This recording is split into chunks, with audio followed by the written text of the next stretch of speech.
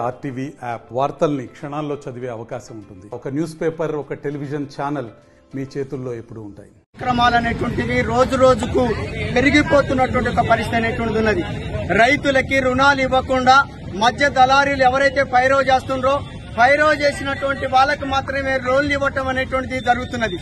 అయ్యా, ఇది అక్రమం జరుగుతున్నది, అవినీతికి పాల్పడుతున్నారు, దీన్ని అరికట్టమని చెప్పి బ్యాంకు మేనేజర్ ని ఈ రోజు సిపిఎంఎల్ న్యూడమక్కర ఆధ్వర్యంలో రైతుల్ని తీసుకుని వెళ్లి బ్యాంకు మేనేజర్ తోటి మాట్లాడటం అనేటువంటి జరిగింది.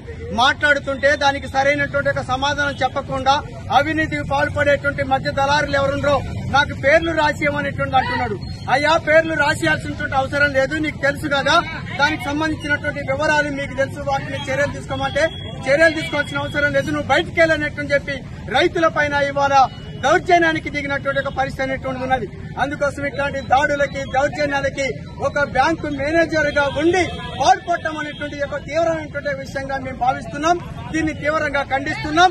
అతనిపై చర్య తీసుకోవాల్సిందిగా మేము సిపిఎంఎల్ న్యూడమక్కరసిగా డిమాండ్ చేస్తున్నాం. రైతులకి తక్షణమే రుణాలు ఇవ్వాల్సిందిగా కోరుతున్నాం.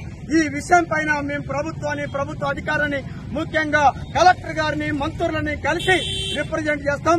ఇతని మీద చర్యలు తీసుకోవాల్సిందిగా డిమాండ్ చేస్తున్నాం. ఇప్పటికైనా ఇట్లాంటి ఒక పద్ధతులకి స్వస్తి చెప్పి రైతులందరినీ ఆదుకోవాల్సిందిగా, రైతులకి రుణాలు ఇవ్వాల్సిందిగా, చట్ట పద్ధతులలో వ్యవహరించాల్సిందిగా అధికారాన్ని బ్యాంకు మేనేజర్ ని మేము డిమాండ్ చేయటం జరుగుతుంది. రైతులపైన దాడులు చేయటం, దౌర్జన్యాలు పూనుకోవటం, అవినీతికి పాల్పడటం గనక ఇదే పద్ధతిలో కొనసాగితే మాత్రం ఆ తర్వాత రైతులు తిరగబడాల్సిన పరిస్థితి ఏర్పడుతుందని చెప్పి సందర్భంగా మేము ప్రకటిస్తున్నాం. మరిన్ని వీడియోస్ కోసం ఛానల్ ని సబ్స్క్రైబ్ చేయండి. లేటెస్ట్ అప్డేట్స్ కోసం వాట్సాప్ ఛానల్ ని ఫాలో చేయండి. అండ్ లింక్ డిస్క్రిప్షన్ లో ఉంది.